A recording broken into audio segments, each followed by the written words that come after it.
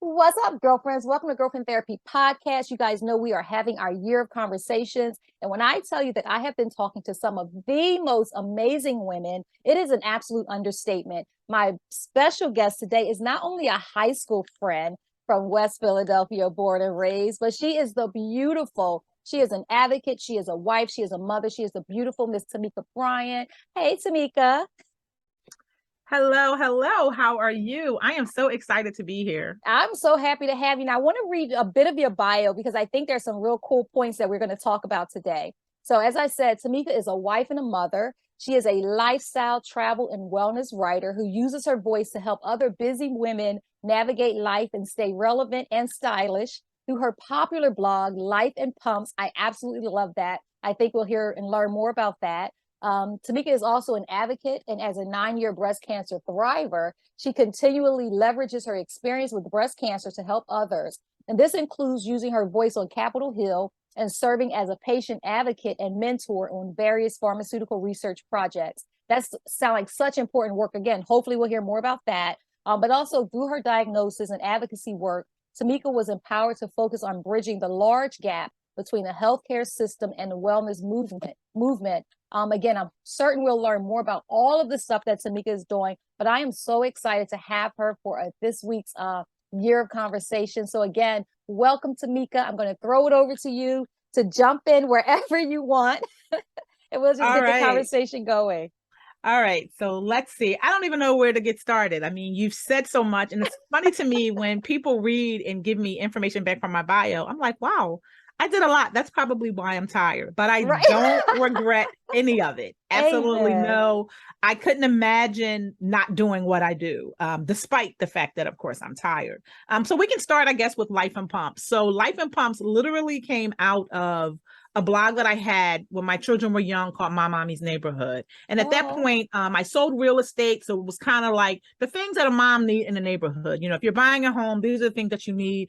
And then I kind of transitioned more to me writing about like lifestyle, but lifestyle from a parent perspective with little children. wow. And as my kids got older, I was like, okay, I need to transition this. So as I'm transitioning, I'm really just talking to people. Like, Right. I'm transitioning from My Mommy's Neighborhood. When you see me, you think of me, what do you think of? And everyone said shoes. People were like stilettos, pumps, high heel shoes, all of these things, because shoes are my thing. Yeah. And shoes became my thing. I feel like growing up, shoes were always my thing. I had an aunt who was like a fashionista. And so I would go in her closet and wear all her shoes and put all her furs on and prance around in her house. And she loved that I did this, and she would let me just go in and make a mess. And Oh, so as a young wow. person, this is what I always did. I would go to her house in DC, and I absolutely loved being able to do this. And I guess I didn't realize that it transitioned to me later on in life. I mean, we went to Overbrook. It was a fashion Exactly. show, Fashion right? show. Yes. That's what it was Exactly. known for. Exactly. So it was in my DNA. Yeah. So as people are saying this to me, I'm like, pump shoes, what? And then Life and Pumps just kind of came to be, and it made Wow. sense. And it even made more sense and kind of solidified things more after my breast cancer diagnoses, because I was always of the mindset, even when I was pregnant, I just never really felt great. Like I wasn't sick, but I was like, I don't want to be walking around with this fat belly, and clothes weren't always that great. So I was always Right. trying to improvise and make myself look cute. And at that point, I said, you know what? If my stomach has to be fat, my shoes and my handbag are always going to be nice. I'm Right. always going to have on some lipstick and mascara. Like that was my thing. Like this is what's going to make me feel great. And so Yes. when I got that breast cancer diagnosis, I resorted back to that, and I thought about how shoes made me feel, how empowered I felt in them. And so every time I went to treatment, I was done up like I was going somewhere Wow. fabulous. And it Right. became like the talk of the treatment center. So they love to see me come in because they're like, oh, what does she have on today? Oh, look at her. Exactly. Right. And so that's where my strength came. And so that's where Life and Pumps is. And it's like my baby, and I absolutely love it. And just through that, I realized the voice that I had, and, Mhm. through my following. And so I started to share things that were important to me, but also things that I recognize were kind of lacking in our community. I feel like for a 40 plus, woman, there were Right. a lot of things that we just weren't talking about, and we still don't talk about, like menopause. Exactly. I guess I am pre-menopause. I don't, the doctors don't even know what to call it at this point, right? But none Right. of us are talking about those things and Right. changes that are happening to our body. And even so, back to like the breast cancer thing, as you're getting this diagnosis, and I tell people all the time, doctors are reactive and not proactive. And Mm. so we've got to be proactive. Like, we've got to educate ourselves to say, okay, well, I've got this diagnosis, or maybe I don't have a diagnosis, but something is going on with my body. What do I need to be doing to make sure that, my temple is healthy? And so that's Exactly. kind of where that clean journey came in, just in reading everything and realizing what's in, like, the simple things, the makeup, like things that we can control, right? Makeup, Exactly. the food we eat. And I recognize that, back then, probably when I started, a lot of things weren't as accessible, and people didn't really want to go to Whole Foods or Whole Paycheck, as they call it. But now, the grocery stores are giving you other options, Exactly. and we can make better choices. And so my goal is always really to just empower women to make better decisions and choices for our families, because we all know we're the ones who control what happens at home. And I just want us to make better decisions and choices so that later on, we're not dealing with something that could have been preventable. Exactly. And I think what I love about, just in a nutshell, everything that one you stand for in your advocacy work and, your blog posts and all that is really taking a position of power. I think is one of the things that I see throughout the work that you're Absolutely. doing, and not just taking a position of power, but empowering women that that you have influence over. Yes. And I find that to be so important and so necessary, especially for, I don't want to, always narrow it down to, especially for Black women, but I think we can't underestimate the importance of empowering Black women. A lot of times, people assume, oh, Black women are always empowering in each other. But it's like we don't often talk about the many things that set up against to tear us down, right? Absolutely. Just in the cultural pop culture in and of itself, culture itself, that there's so many things that seems to be set up against us and set up against us thriving and being happy in our skin, right? Being confident in ourselves and confident in our skin. So I love that you're looking at women at different phases of life and shifting, right? As you get more mature, as we mature, kind of shifting, but the focus of empowerment is still there. And I love that so much, that's something that you do. So with Life in Pumps, I love the name of it, first of all. And like you, I love a good shoe. It's in our DNA. It is in our DNA. And you're right. The way that we look on the outside really does encourage how we feel on the inside. I do this thing where I'll have like just something, I used to call it a secret sexy, but it really is just like the secret whatever. So I can be in a meeting, and if I just look down at my shoes, it just like there's a piece of joy, right? Absolutely. Yes. Yes. I know that joy. Oh, too well. Right. Yes. It's Yes. something between me, myself, and I that can just kind of give me a nudge throughout the day. But so with Life in Pumps, I know it's a blog. How often, I guess, do you blog? And what are like some of the topics that, you found really necessary to talk about? I know you talked briefly about menopause, but what are some of the other topics that you found necessary that was missing, through our conversation? So my goal in updating my blog is at least 3 times a week. It Oh, doesn't wow. always happen. Yeah, exactly. And it doesn't always happen just because of life. And so Yeah. what I'm doing now is really kind of putting out topics that are, informative no matter when I post them, right? As Right. opposed to just always kind of being right there in that moment. And that's what Exactly. kind of prohibits me from doing it 3 times a week, because of course there's a lot happening. And also on the blog, while my focus is definitely wellness and health, I do a lot of travel writing. So I'm always on the road a lot, which means that I don't always get to go back and do some of the things that I want to do. And then I do a lot of entertainment because I love a good show and a good movie. Right. And so, yeah, I mean, I can't, I love them. And so in sharing things that I think people need to do, what I like to do is have these things weaved in the midst of some Mm. other things. So I have a large audience of people who come to me because They know I like movies. They know I like shows. And often I'm doing giveaways and inviting people to join me at a screening, maybe that I'm hosting, or I'm sharing like some information that maybe they can get about the movie or whatever. So I have a lot of conversations where that's concerned. I mean, then on the travel side, of course, people want to travel, especially now that outside is quote unquote open.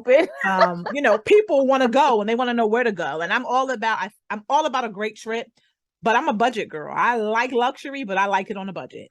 And so when I find a good deal, I like to be able to share it. So, and even if I go somewhere and I've splurged on it, I'm very open and honest. And I say, listen, I spent a lot of money doing this, but here's why I did it.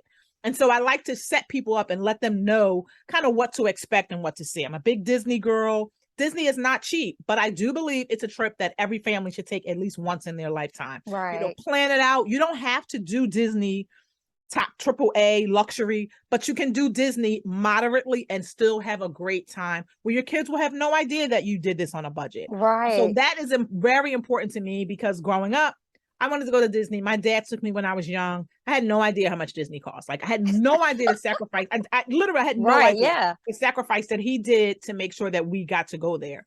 And it is a trip that I will always remember for the rest of my life. And then when I got old enough to go back, I took my niece. And at that point is when I realized Disney's expensive.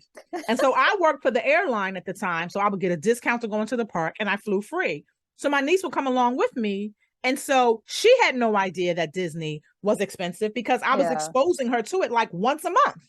Wow. Fast forward now, she's an adult. She's like, Disney's expensive. I'm like, yeah, now you see. And so for me, I want other families to be able to give their children those experiences, however they need to do it. And so I try to share just the bits and tidbits that I find about traveling and doing this. And, I believe children should be world schooled as often as they can because, our world is so bigger than Philadelphia or Maryland or whatever. And if we don't expose our children to it, who will? Exactly. No, those are very important points. I want to ask you a second or a follow-up question, but I want to ask to talk a little bit about like the breast cancer diagnosis and how that, how it impacted your life and the role that it plays in some of the things that you're doing today, like the advocacy work, but not only that, but then just, I would imagine in just the way that you approach life. Can you talk a little bit about that? I can, absolutely. So ironically, the day I went to go get my mammogram, it was my very first mammogram. I had been putting my mammogram off. I wasn't even quite 40 yet. I'd been putting my mammogram off for probably about 3-4 years. Wow. My OBGYN at the time was like 80. He probably wasn't 80, but I felt like he was 80. And every time I would go see him from 35 on, he would be like, you should get a mammogram. So in my mind, everywhere you see, people don't get mammograms till 40. So I'm like, well, people can't get breast cancer before 40. So why do I need to get it? Like, I don't need to go get a mammogram. He's like, no, you should get a mammogram. So I'm approaching my 40th birthday and I'm like, he is going to ask me. I should really get this done. And every year he would send a prescription, like go schedule it. For 5 years, he would do this. And a mammogram truck was coming to my neighborhood through my husband's job. And so I was like, let me schedule this so he will stop harassing me. And that's really what it was. Wow. I scheduled it. We went through, it was all these hiccups to get it done. And I was like, I'm not even going to go. Then they finally got it together. I showed up for what I thought was my appointment. I thought my appointment was at like 10. My appointment ended up being at 3. So, I was like, I have a lot of things to do. I don't have time to come back here. So it wasn't a priority. I was like, I'm fine. Like nothing's going on. I was actually going to a meeting with my girlfriend in the afternoon and she was like, well, we'll be done. We'll be done. Park your car here. I'll bring you back here. I was like, it's not that deep. She's like, you're doing it. Just get it done and get it over with. And I was like, okay, fine. Wow. So I get back to the mammogram truck and I go and I'm, going through the motions. And literally as I'm taking off my clothes, I feel the lump. I was like, what the hell is, I was like, God, you funny. Wow. You funny. And so we go through the test and I say to the woman, I said, I felt something. I don't know, if it was just my mind playing tricks on me, but I felt something. I want to see the scan. So she lets me see the scan and I see the dark mark. Wow. And I said, what is that? And she says, well, I really can't tell you what it is, but someone will follow up with you if it's something that needs more testing. And I was like, this about nothing. So I got in the car, went home, thought nothing of it. And then the next day I am physically exhausted. I mean, wow. Exhausted. But prior to this, I was physically exhausted, but I just didn't realize I was exhausted. Right. There were times that I would literally take my kids to the school bus. I would come home and get on the couch and sleep all day. then Wow. go pick them up when it was time and come back in the house. And luckily my son was a little older, so he would make sandwiches for his sister and they would eat like whatever because I was so tired. But I didn't Right. realize I was so tired until literally I stopped and was like, wait, I am really exhausted. And so I kept Wow. saying, oh, my iron level is probably low. And that's what I counted to, never thinking breast cancer or that my body is telling me something's not right. I Exactly. ignored it. You know how we do, but I would Yeah. never have done that for my kids. I would have made sure that my children were at the doctor, made sure they did what they needed to do. But it was me. And I was like, I'm fine. You know, I got things to do. Moms don't have time to be in the doctors. Well, I was wrong. So I started Yeah. getting phone calls about the scan, the abnormality of it. Went through all the testing, and at that point, when the nurse called me and told me that what she said was you have triple negative breast cancer. And so I said, "Oh, well, that's great, right?" And she's like, "No." I said, Yeah. "But you said negative. What do you Right. mean? Like, help me understand." So at this point, I had no idea that there are Yeah. subsets of breast cancer because no one talks about that. It's like, oh, breast cancer. So for Right. me, it was just grand word. And if you're including negative, that means I'm good. I don't have this. So she Wow. tried to explain to me the best she could. Of course, I went to Google and then was like, oh my God, I'm about to die. And so at that point, I said, I have two young children. I have a husband. No. How old I, were your children at the so time? my daughter would have been almost 6. Wow. Yeah, so my son would have been 9. And while my daughter doesn't really have a recollection of a lot of what's going on, my son remembers very well. And so he and Yeah. I talk about it a lot because, I need to make sure that he is okay. It was a lot Exactly. for him witnessing, somebody who was always running and doing this and doing that with him to me being like down in the chair, and my hair, I didn't have any hair, and any eyebrow, like it was very different for him. And that's Yeah. also where that whole, despite of what's going on inside, I have to show something different outside, and Mm. also to make me feel better. Like I needed to look in the mirror and be like, okay, there's Tomika. I don't know who this Right. other person is, but this right here is Tomika. And so that's where that all became really important to me. And I feel like once I got the diagnoses, I went through all the steps and, met with all the people, I realized, one, how I was just so blessed in that I was surrounded by some really great people who could Mm. give me answers and help me, move forward and answer questions that I had. And through the journey, I meet women probably every other day Wow. who have received a diagnosis or know someone who has a diagnosis and are not getting that treatment. And that always baffles me. And I'm like, I don't understand. Like, why is there Wow. not a standard of care? And so with me, when I realized what was going on, the first hospital I was at, everybody that I knew that was a researcher was like, get out of there. They're busy. They have too much going on. You're never going to get the type of treatment and service that you need. Leave. Okay. So I left and went to Wow. another facility and that I still work with to this day. I do a lot of stuff with them. And they were right. That was where I needed to be. It was actually closer to home. It was in West Philly. I could really, do an impact because I felt like I was home. Being from Right. West Philly, I felt like I was home. Like, these are my people. And Right. so for me, giving back to my people was always important. And like I just said, at that point, hearing the diagnoses, looking at my children, my husband, and just realizing, my responsibility and my role in this. And I was like, well, I can't give up. Like, I've got to fight this with everything I have. And Wow. so after my first appointment, I remember sitting on the examination table, the doctor's telling me, giving me options, telling me to make a decision. And I just kind of put my hands up and she looked and I was like, I'm ready. Let's do this. I Wow. feel like I cried once in the parking lot. I remember this. We're getting out the car, and my husband and I, to go into one of my appointments, probably my first or second appointment. And before I got to the door, I just started crying. And he's like panicky because he's a fixer. Like he's like, Right. what's wrong? Is it hurt? What is it hurt? I was like, no, uh, I just needed to get that out. I've been holding it yeah. in. I said, now I'm ready. I'm good. And I don't think I cried after that. Like, and and Wow. he still remembers that. And he kind of looks at me, sometimes, and he's like, do you remember? I was like, yeah, I needed to get that out. And after I got it out, I was determined, this is not going to be my demise. I'm going to make sure Amen. that, God's going to save me for a reason, and I'm going to make sure that I Amen. pay it forward. And every day, that's what I do. Wow, that is I mean, such one, so many lessons, I think, for women. But I love the fact that, first of all, there were people because I think sometimes we go through stuff and we think that we're by ourselves. And a lot of times it's like, well, I don't want to tell anybody, Mhm. but the fact that people were able to advise you to say, hey, don't go here, do this.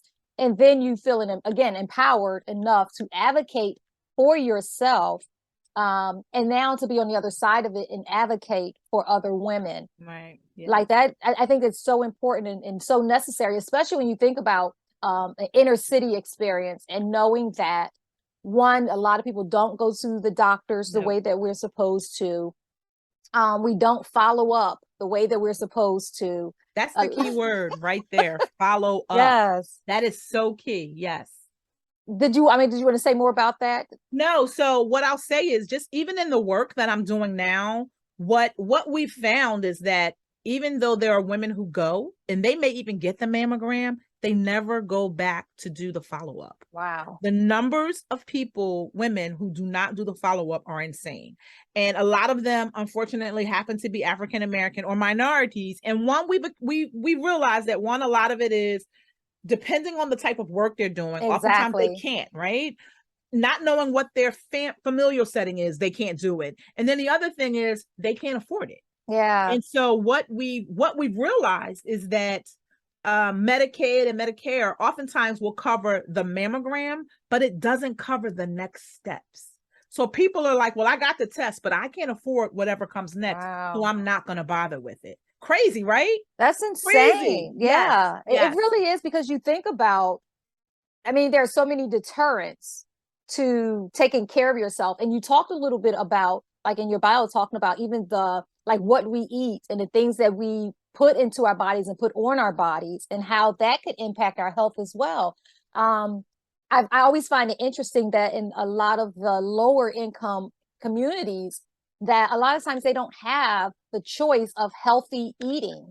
And there's so many factors, contributing to that. It's like we talked about your social economic status, like where you are. If I have to choose between grabbing a, $5 Happy Meal versus trying to get a salad that, I don't feel like is going to fill me up. Mm-hmm. We don't even understand that we don't eat to get full. We eat to get nurtured, right?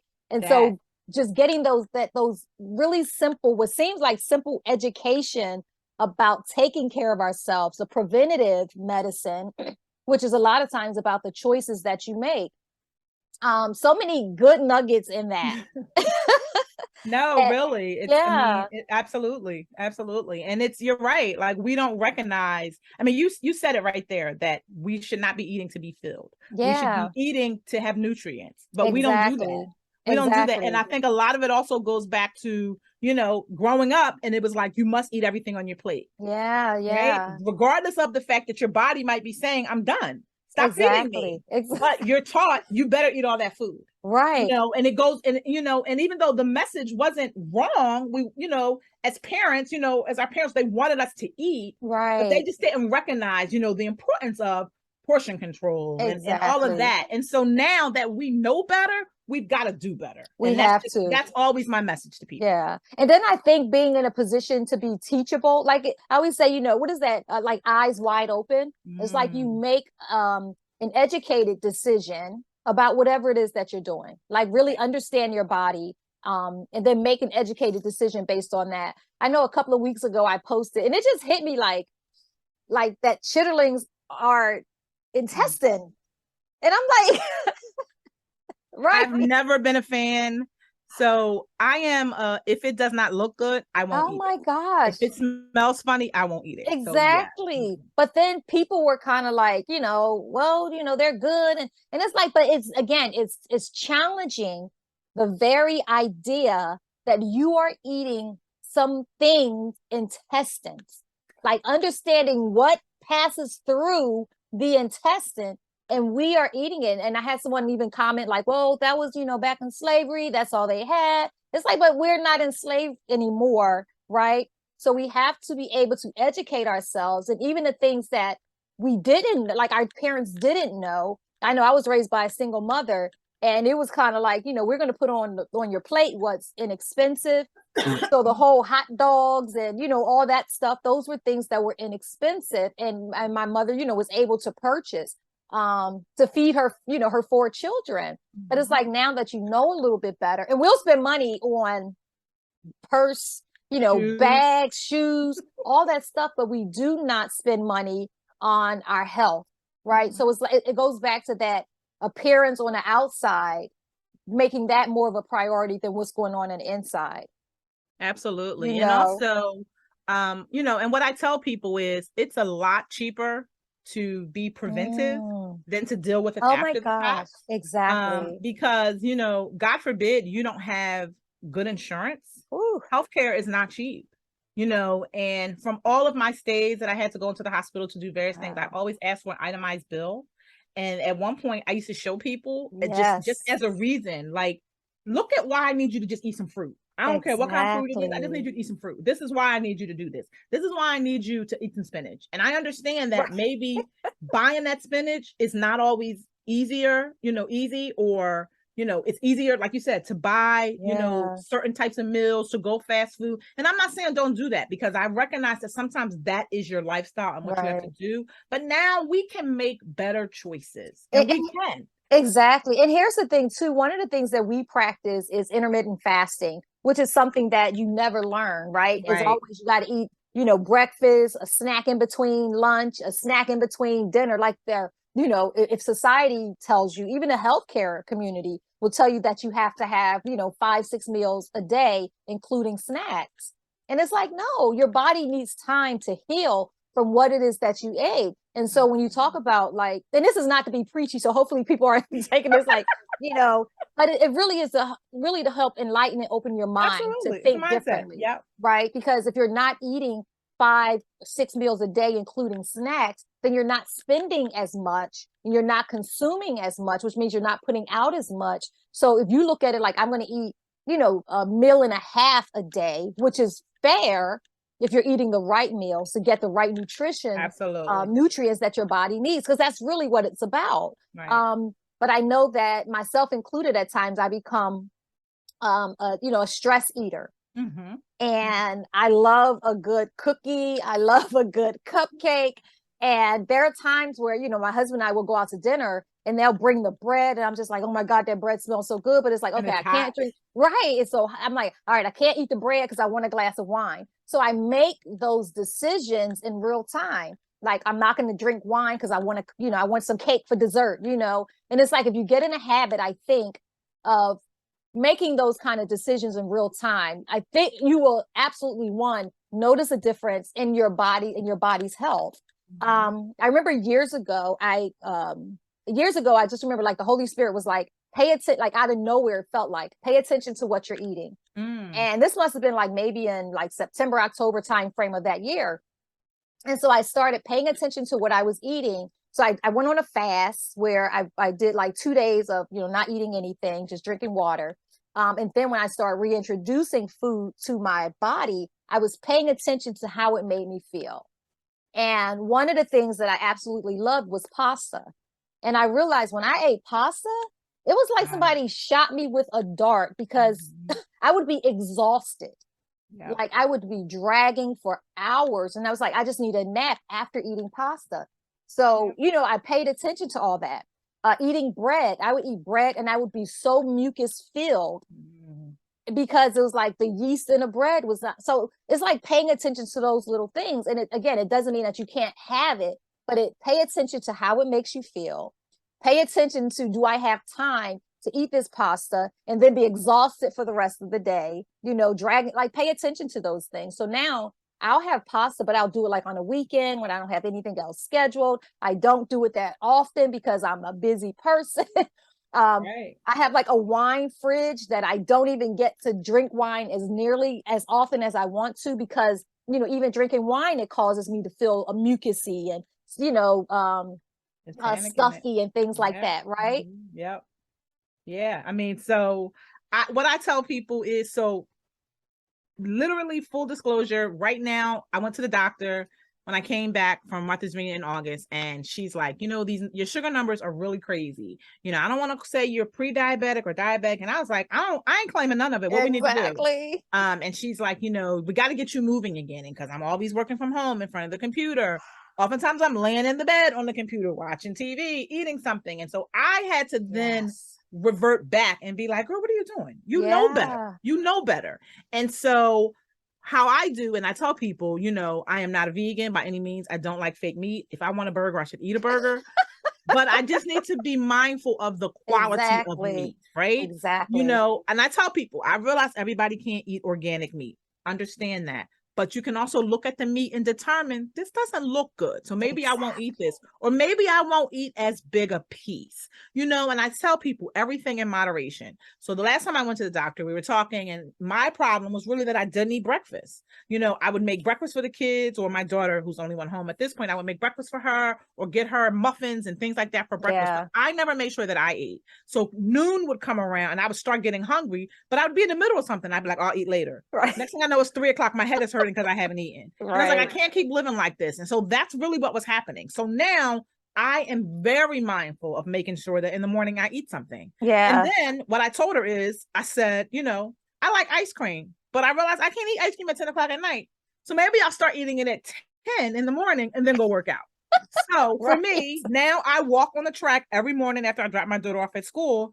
And if I don't walk a certain number of laps, I can't have a treat because I didn't earn it. Yeah. And so I'm training my mind to be that, to do that, and to say, well, you know, you're going to want this later. You're going out later. You know, you're going to want to drink. Make sure that you do whatever. And so I tell people, don't deprive yourself of things, because then you feel like you're being punished, and then you want it even more for whatever reason. Right. Allow yourself these pleasures, but figure out how you're going to counteract it. You know, I increased my water intake, and a lot of these were all the things that I was doing in treatment. You know, I was mindful of what I ate. You know, I walked when I could. I drank so much water that water should have just been coming out my pores. But it's one of the reasons why my skin was always so great. Like, I went and got a facial, and she's like, well, what have you been washing your face with? I'm like, water. Right. And she's like, what? I was like, yeah. I said, if I have on makeup, I might do a little something extra. I said, but I don't do all that stuff. She's like, that's amazing.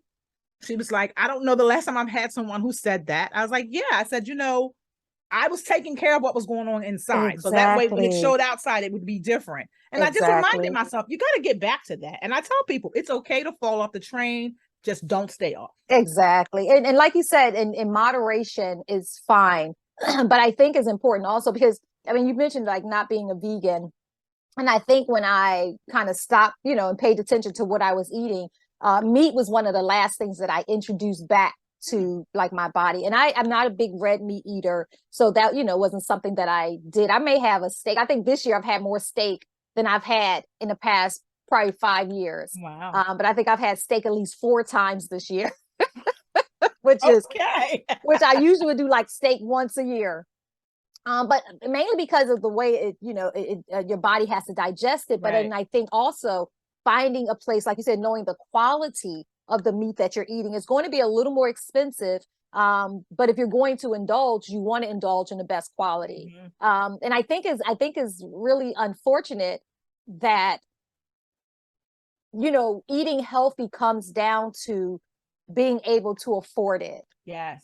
I think that there's something so wrong with that in a society that considers ourselves, you know, the wealthiest society in the world. It's like, no, you can't consider yourself a wealthy nation if your people are sick, broken down, impoverished. Like, how, and I'm always trying to reconcile, how do we say we're a wealthy nation when people don't even have access to eat healthy, to the basics, right?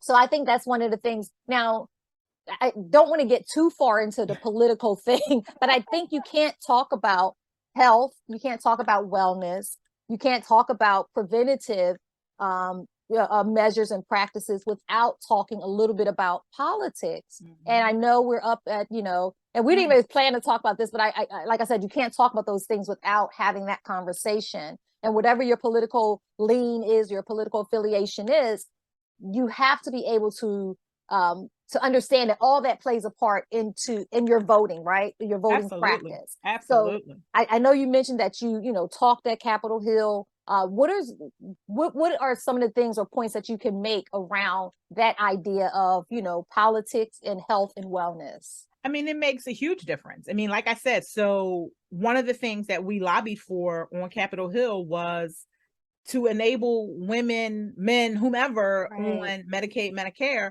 to be able to get their preventative treatments paid for. Exactly. I mean, something so simple, you know, and what's so crazy is I think part of the problem, right, in this political arena is that there are so many things that people want them to vote for, right? Right. I want you to say this, I want you to support that they don't take the time to really realize the core essence that we need as a people, right? Exactly. You know, they're too busy trying to control our uterus. Leave my uterus alone. It's not bothering you, right? Exactly. You know, why is that even on the table? Like, it's mine. Leave me alone. You know, books. Why are you banning books? Like, I mean, some things to me make absolutely no sense, right? Exactly. But me going to the doctor and needing this covered by insurance, I don't understand why that's even a question. Exactly. And so that's my issue with that. And then the whole food thing.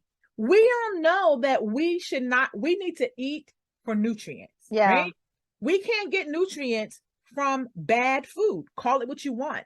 And part of the reason why organic products have been so expensive is because as a country, we don't want to do the minimum to make them the majority of the products that we have. So one thing I really love about California is, you know, they eat healthy, right? Because they have the land to be able to do it. You know, it's important to them. Right. You know, so I don't understand why that's not replicated everywhere. I got the opportunity a few years ago to go to La Crosse, Wisconsin, with Organic Valley, right? Had no idea. Right. So when I got invited, I was like, oh, okay, I guess. And so what we were able to do while we were there was literally go in and see, like, you know, how the milk is done. See some of the cattle and see all of that. And initially when they were like, we're going into the farm, we're going to go into where the cows are, I was like, I ain't going in there. I'm good. I'm good. You had some good shoes on? Girl, listen. So wait, first I had my hunter rain boots on. Okay. And I was like, I'm good. I'm not doing that. When I tell you I walked in there and was like, did you clean this because we were coming? She's like, no. And then I'm thinking, there's no way you could have cleaned it to this man. It was immaculate. Like, you would never know that this is where animals live and defecate. And like, it was so beautiful. The animals were so healthy, like their coats, their color. And I was like, there is no reason that as a country, this can't be what we always had. And that's why I tell people, when you can shop local, because that way, you know that it's going to be better for you. You know, the people, you oftentimes can even see who the people are that have made it. So I say, when you can't go organic, shop local, because then that way it didn't have to travel too far to get to you. And just the way it was maintained is probably healthier. So there are lots of little things that we can do, but people just have to tell us and show us how to do it. And that's what we talk about a lot on Capitol Hill. We're like, I need you to encourage your people to vote for this. And here's why. And it's so simple. And then it's crazy because oftentimes when we talk to staffers and once we explain it to them, they're like, oh, yeah, why don't we do that? I was like, exactly. Why are we concerned about these broad issues that we just want to butt heads with one another that really have nothing to do with us? And so, you know, it doesn't have to be hard. We just got to take the steps to get it done. Exactly. No, that is so important. And I think, you know, becomes frustrating for people because you don't really seem to see anything really changing. And I don't think that pouring money is always the solution, because I think really you have to take a step back and get a strategy. And you mentioned something very important, is like the core issues. If the core issues to almost everything is one, the person being healthy, being in their right state of mind, having the right level of opportunity and all that stuff, is if the core part is each individual being able to sustain themselves, and then connecting to the family, connecting to the community, connecting to, you know, the state, the city, all that stuff, it has no choice but to filter out. But it starts with each individual. And when we start saying that this person is more important than this person because of their socioeconomic status, because of their demographic, right? Then it defies the whole, am I saying that right? Yeah, defies the whole system. Yeah. So you can't say, again, going back to saying that we are the richest nation when the nation is made up of the people. And if the people are not self-sufficient, have access to the things that's at the basic level sustaining, then how can we say that as a nation we're rich? It just doesn't make sense. Absolutely. I agree 100%. Right. And I never forget when they were talking about like the Flint water crisis. I was watching a documentary and they were talking about, right, they were talking about water. And people were like, well, water is like a basic need.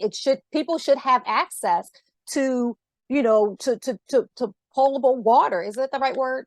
Water that you can drink, right? Right. Mm-hmm. And the guy, I never forget, he was one of the politicians. He was like, no, you can have access to water, but in order to have clean water that people can drink, that costs money.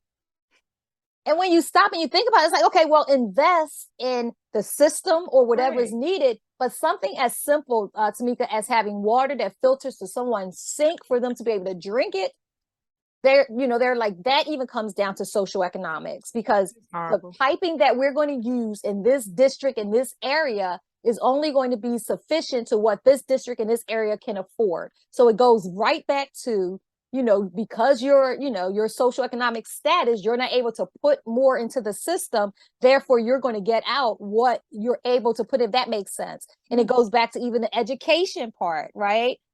Which is a whole other probably conversation.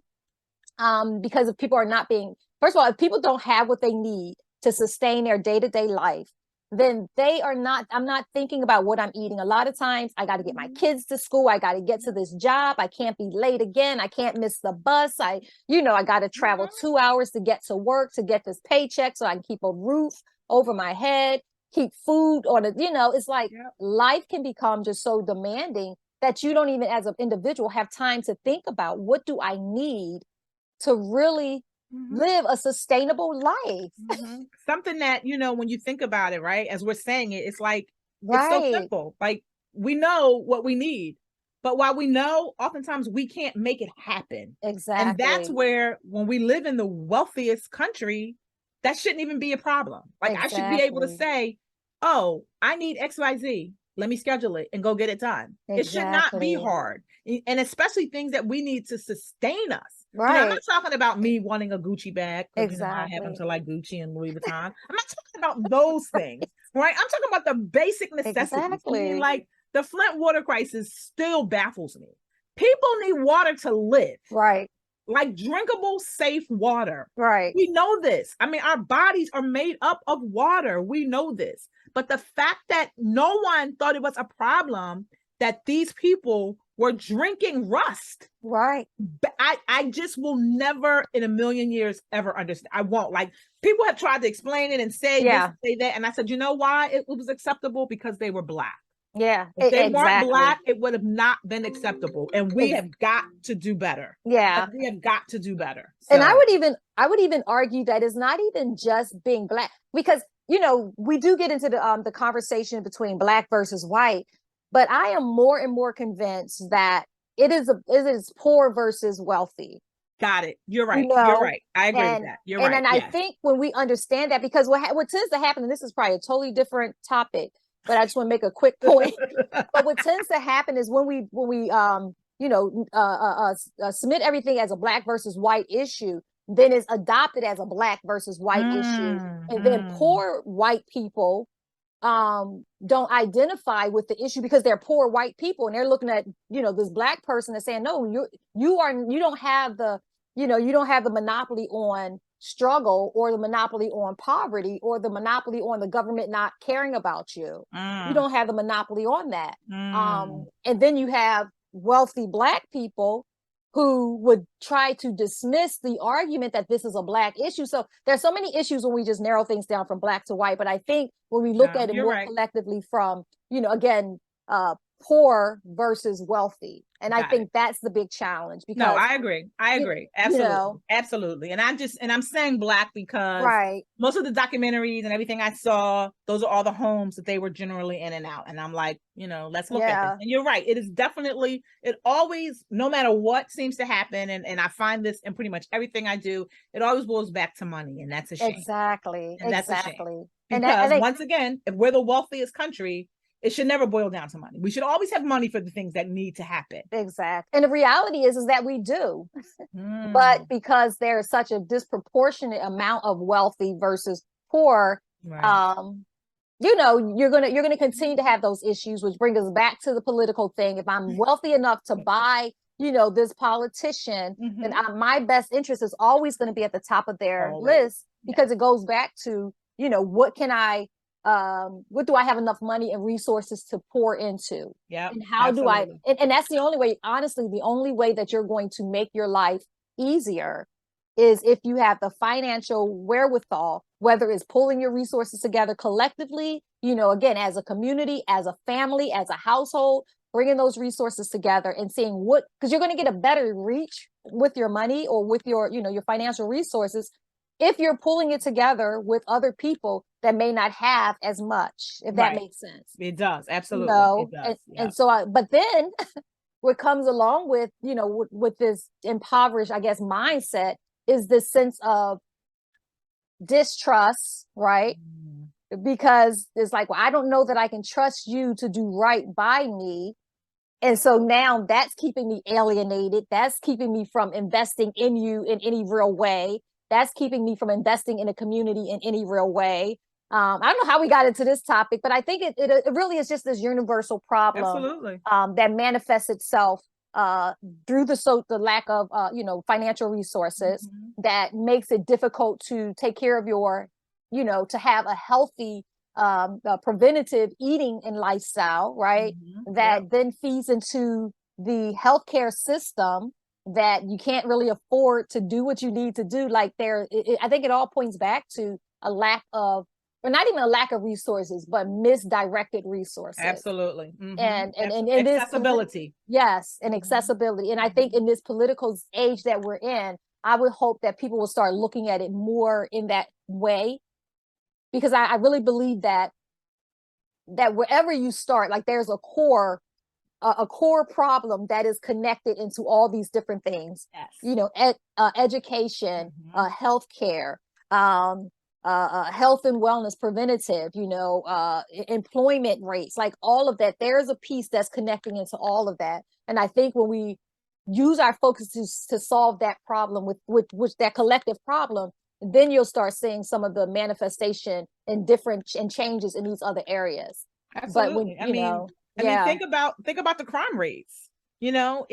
If people have things to do, they're not out committing crimes. Like, you're right. I mean, everything starts to the core, and it all ties in, and it's just a matter of people sitting down and stop trying to be against one another, figure out how we can work together collectively to make things better. And I just feel like the political arena right now in the past like 5 years has just been horrific. And I told someone today, I cannot wait until this is over. Like, I'm over the commercials, I'm over all the text messages, and I'm like, all they're doing is attacking one another. But what are you going to do to make this state country better? No one is talking about that. Everyone, I can't stand it. And then when you talked about trust, right? That was the issue we had, and why so many people have passed through the COVID. No one believed it was here. And then when the vaccine came out, there was no trust. And so for me, part of what I do also in my advocacy is I am very big in clinical trials. And, when I talk to people, they're like, oh, I don't trust that. They're going to give me this, or it's going to make me turn into this. And I'm like, well, where are you getting that from? Where have you seen this happen? And so it goes back to some historical things that have happened, and I always tell people, yes, we need to know better so that we don't allow history to repeat itself. But now we know better. We know what needs to be happening. We have a plethora of people in these research labs doing work. They are diverse in skin color, race, all of that. Right. So they're making a difference. Let's do the work to be a part of the change. And people oftentimes are so close-minded that, they're letting great opportunities pass. And that's the reason why COVID is still exactly. And I think, but it's funny because I think the onus is then on the government as well, because if the people can't trust their government, that's horrible, then you're going to have a very difficult time, one, to keep people engaged. Again, so many people are like, what's the point of voting? Like, there's no need, it doesn't matter. So when I find people, when I'm having conversations with people and they're, Democrats this and Republicans, it's like you lose me automatically if you think that one party, and again, not to get into anybody's political lean, but it's like the well-balanced person is both liberal and conservative. Absolutely. Right? Yes. I love it. So when you say that, oh, I'm just conservative, then there's an imbalance there. If you're just full liberal, there's an imbalance there. The well-balanced person is both. Right. And if you can't have a conversation from that perspective, then it's hard to have a conversation about Right. politics, right? Right. Absolutely. And then I think it's difficult to really hold the politicians accountable, because here we're arguing at this very basic level about who's the best, as if it's a sporting Right. event, Exactly. Like we're right? winning an award. Right. Right. And not really looking at it like, no, there are that lives are literally hanging in a balance based on decisions that are being made within our government, right? And Yeah. we, the people, have to be able to influence and demand that our government and our elected officials go out and rally and champion for the needs of the communities that they represent. And when they don't do that, hold them accountable, hold their feet to the fire, and stop giving and making excuses for why things are not better. I always remind people that we have had, over the past 40 years, we have had Republican-led Congress, president, Supreme Court leaning, House, judicial system. We've had government systems that were all in Republican conservative leaning. We've also had the full government systems that are all in, liberal leaning. And in neither of those administrations have we solved anything real, right? So it's like, so miss me with the, you gotta vote this way or vote that way. I think the whole system needs to be relooked at, but that's another conversation. Girl, we can listen. Right? We could do a whole series on that. Exactly. But Yeah. it's like, but I think as long as the people continue to argue, the political representatives don't feel the need to have to solve anything. Nope. Like when they they put talk a little about, Band-Aid on it. exactly. And when they talked about like the daylight savings, I was so appalled. It's like, who cares? That's what I said. Like, really? Are you kidding me? Right. People are dying, and you talking about you losing an hour? Are you really? Yeah. Right. And so, and that's when I say, back to, the discussions that we have on Capitol Hill, and, when as breast cancer advocates, we get together twice a year and we really talk about issues and things that we need brought forth. Exactly. And it goes back to that. Like, there are things happening that we can easily make a change quickly. Doesn't even have to be like involve a lot of money or whatever, but we can quickly make changes. But we're too busy focused on daylight savings time. Exactly. And that's a shame. It absolutely is. Right. But Tomika, I know we could literally probably sit here and continue, because there's, just so much to talk about. But I know we've, wanted to talk about you and the work that you're doing, the advocacy work that you're doing, which is incredibly important. I don't know if there's something that you wanted to share that, going into this political conversation derailed it, but I wanted to give you an opportunity just to, share anything that you may have wanted to share, something you might want to leave with our listeners to encourage them. So I'll just kind of give you the time and space to do that. You're right. Yes, we could have gone on for days and hours with this. Yes. Because you're as passionate about this as I am. And so I definitely know we could do that. But in closing, I really would just want to remind all your listeners out there to listen to their bodies. Yes. Advocate for yourself. And even if the first answer you get, you don't agree with, go and get a second answer or a third or fourth answer until you feel okay with what the answer is. Exactly. We only got one body and one life to live. And if you want to live it abundantly, advocating for yourself is where you start. I love that. Thank you so much, Tomika. That was the perfect way to end it. I don't even have to put a cap on it. I would just say thank you so much for, spending your time and coming to share your wisdom and your work with the women of Girlfriend Therapy and our audience. Blessings to you and all that you do. May God continue to pour back everything that you've poured out, giving you and restore the energy and efforts that you're pouring out, that it may be blessed and poured back into you for the benefit of you and your, continue to be in good health, and the benefit of your family as they continue to grow and thrive. And it's always great to see my Philadelphia sisters just doing it well, right? Yes, you also. And I appreciate you for having this platform and really recognizing just the importance of sharing and discussing Yes. issues and, you know, having this available for people because you just never know who this message will affect. Amen. Amen. Thank you so much again. And thank you guys so much for tuning in. Like we could have talked all day. There's so many nuggets. Hopefully you guys are taking notes. Go back and rewatch it and rewatch it and rewatch it again because so many good nuggets were shared. But thank you guys so much for joining us for another week of a Year of Conversations pod or Girlfriend Therapy podcast, A Year of Conversations. And until next time, guys, blessings. Bye.